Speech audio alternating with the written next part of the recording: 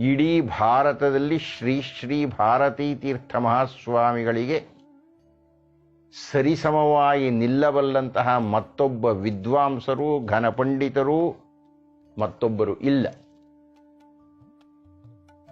ಅವರು ಅತ್ಯಂತ ಪ್ರಜಾವತ್ಸಲರು, ಶಿಷ್ಯವತ್ಸಲರು, ತುಂಬ ಅಭಿಮಾನದಿಂದ, ತುಂಬ ಪ್ರೀತಿಯಿಂದ, ತುಂಬ ಕಳಕಳಿಯಿಂದ ಅವರ ಹತ್ತಿರ ಹೋದಂತಹ ಎಲ್ಲರನ್ನೂ ಹೃದಯಕ್ಕೆ ತೆಗೆದುಕೊಂಡು ಮಾತನಾಡಿಸ್ತಾರೆ. ಅದು ನನಗೆ ತುಂಬ ಹತ್ತಿರದಿಂದ ಅನುಭವವಾಗಿದೆ. ಇದೆಲ್ಲದರ ಜೊತೆಗೆ ಶ್ರೀ ಶ್ರೀ ಭಾರತೀ ತೀರ್ಥ ಮಹಾಸ್ವಾಮಿಗಳ ಸಂದರ್ಭದಲ್ಲಿ ಶೃಂಗೇರಿ ಎನ್ನತಕ್ಕಂಥದ್ದು ಜಾಜ್ವಲಿಸಿಬಿಡ್ತು. ಅಲ್ಲಿಯ ತನಕ ಬಂದಿದ್ದು ಒಂದು, ಅವರ ಕಾಲದಲ್ಲಿ ಅದು ಬೆಳೆದದ್ದು ಮತ್ತೊಂದು. ಅವರ ಕಾಲದಲ್ಲಿ ನಿರ್ಮಾಣವಾದಂತಹ ಕೋಟಿ ಕೋಟಿ ಕೋಟಿ ಕೋಟಿ ಖರ್ಚಿನ ಆ ಗೋಪುರ, ಆ ಮಹಾದ್ವಾರ,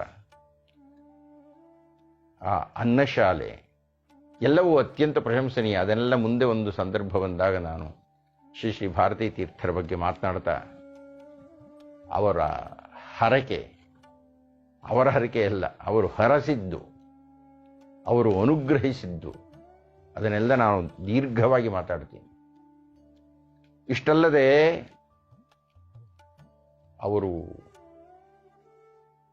ನಿಜವಾದ ವಿರಕ್ತರು. ಸುಮ್ಮನೆ ವಿರಾಗಿಗಳಾಗುವುದಲ್ಲ, ಅಂಥ ವಿರಾಗಿಗಳು ಸಾವಿರಾರು ಮಂದಿ ಇದ್ದಾರೆ ನಮ್ಮಲ್ಲಿ. ಆದರೆ ಅವರು ವಿರಾಗಿ ಚಕ್ರವರ್ತಿ. ಒಂದೇ ಒಂದು ಉದಾಹರಣೆ ಸಾಕು ಅದಕ್ಕೆ. ತಮ್ಮ ಶಿಷ್ಯರನ್ನು ಸ್ವೀಕಾರ ಮಾಡಿದ ಕೆಲವೇ ಕಾಲದಲ್ಲಿ ಅವರು ದಿಗ್ವಿಜಯ ಯಾತ್ರೆಗಳನ್ನು ನಿಲ್ಲಿಸಿಬಿಟ್ರು. ಇತ್ತೀಚೆಗನಕ ಅವರ ಸಂದರ್ಶನಗಳು ನಿಲ್ಲಿಸಿಬಿಟ್ಟಿದ್ದಾರೆ, ಉಪನ್ಯಾಸಗಳನ್ನು ನಿಲ್ಲಿಸಿಬಿಟ್ಟಿದ್ದಾರೆ.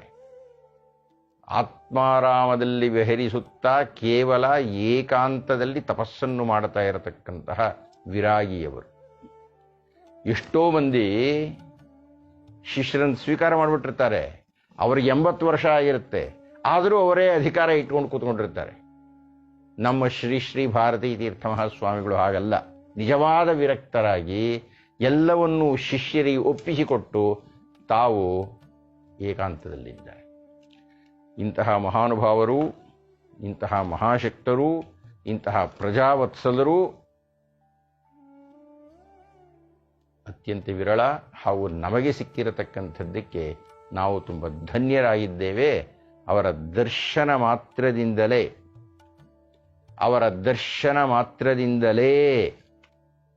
ನಮ್ಮೆಲ್ಲ ಕಷ್ಟಗಳು ಪರಿಹಾರವಾಗುತ್ತೆ ಅಂತ ನಂಬಿರತಕ್ಕಂತಹ ಕೋಟಿ ಕೋಟಿ ಭಕ್ತರಿಗೆ ಅವರು ಆಶೀರ್ವಾದ ಮಾಡ್ತಾ ಶೃಂಗಗಿರಿಯಲ್ಲಿ ಇದ್ದಾರೆ.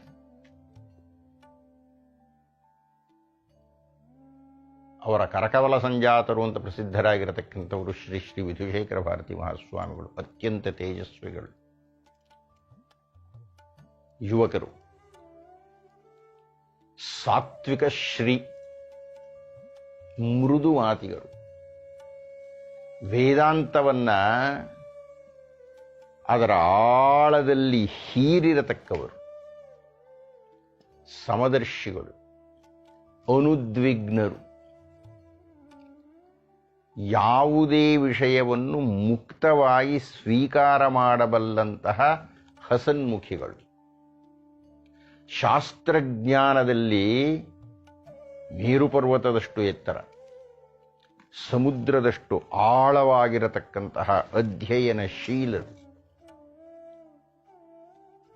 ಅದ್ವೈತದ ಹಿನ್ನೆಲೆಯಲ್ಲಿ ಅವರ ಹತ್ತಿರ ನಾನು 3 ದಿವಸಗಳ ಕಾಲ ಸುಮಾರು 7 ಗಂಟೆಗಳು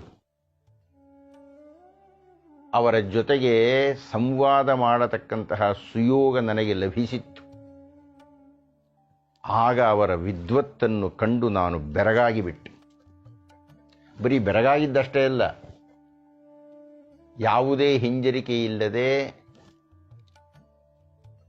ಯಾವುದೇ ಸಂಕೋಚವಿಲ್ಲದೆ ಒಂದು ಮಾತನ್ನು ಹೇಳಬೇಕು ಅಂದರೆ, ನಾನು ಏನೋ ಒಂದಿಷ್ಟನ್ನು ಅಧ್ಯಯನ ಮಾಡಿದ್ದೇನೆ, ಅಧ್ಯಯನ ಮಾಡಿ ಬರೆದಿದ್ದೇನೆ, ಆ ಬರೆದಿದ್ದನ್ನು ಅವರ ಕೈಗೆ ಕೊಟ್ಟಿದ್ದೇನೆ, ಅವರು ಅದನ್ನು ಓದಿದ್ದಾರೆ, ಓದಿ ಆಮೇಲೆ ಅವರು ಆ ಬರವಣಿಗೆಯಲ್ಲಿ ಇರತಕ್ಕಂತಹ ಕೆಲವು ಅಂಶಗಳನ್ನು ಒಪ್ಪಿಲ್ಲ.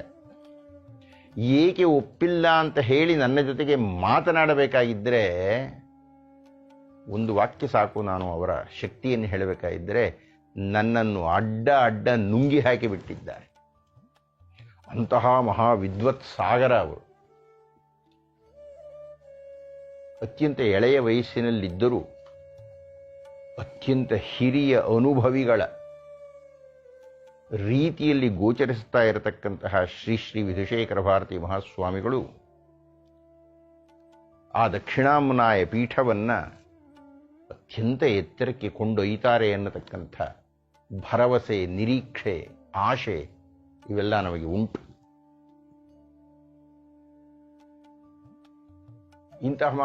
ಇಂತಹ ಮಹಾ ದೇದೀಪ್ಯಮಾನವಾಗಿರತಕ್ಕ